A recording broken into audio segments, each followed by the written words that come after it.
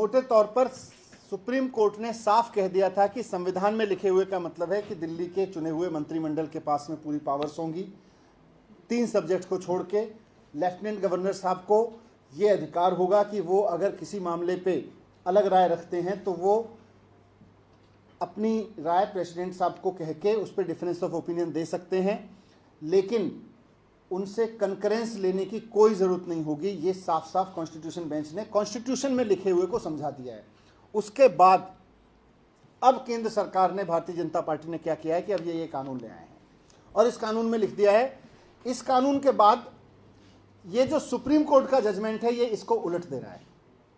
यानी कि supreme court के जजमेंट को उलटने का मतलब है कि ये कॉन्स्टिट्यूशन को उलट रहे हैं। कॉन्स्टिट्यूशन में लिखा हुआ है कि चुनी हुई सरकार के पास पावर होंगी, 3 सब्जेक्ट को छोड़ के ये कह रहे हैं कि चुनी हुई सरकार के पास में 3 सब्जेक्ट तो छोड़ दीजिए, किसी भी मामले में चुनी हुई सरकार सरकार ही नहीं होगी, लेफ्टिनेंट गवर्नर सरकार होंगे। और दूसरा कह रहे हैं कि मंत्रिमंडल को हर एक फाइल अपनी वहां पे भेजनी पड़ेगी एलजी के पास में। फिर ऐसे कैसे काम चलेगा? ऐसे कैसे सरकार चलेगी? फिर मंत्रिमंडल बनाई क्यों रहो, चुनाव करवाई क्यों रहो?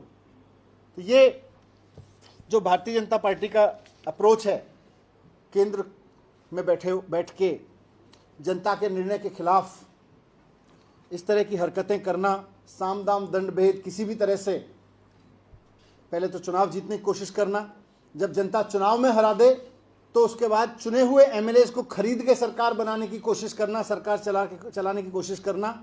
और जहां एमएलएज ना बिक पाए, दिल्ली जैसी जगह पे, जब वो इसमें भी फेल हो गए कि एमएलएज खरीद पाते, तो उसके बाद में उन्होंने कॉन्स्टिट्यूशन के अगेंस्ट जाके, सुप्रीम कोर्ट के जजमेंट के अगेंस्ट जाके ये कानून अमेंडमेंट पास लेके आए हैं। और इसमें कुल मिला के चुनी हुई सरकार की जगह भारतीय जनता पार्टी पिछले दरवाजे से अपनी सरकार बनाने की कोशिश कर रही है।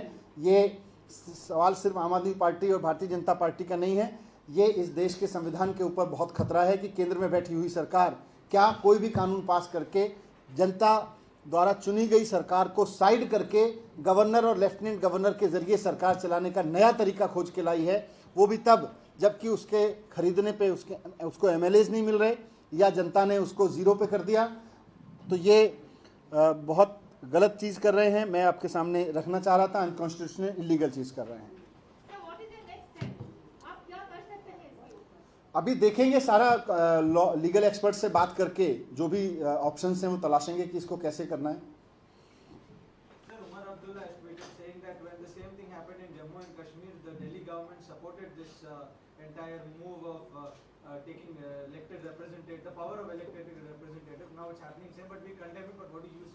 भारतीय जनता पार्टी दिल्ली में बुरी तरह से चुनाव हार गई।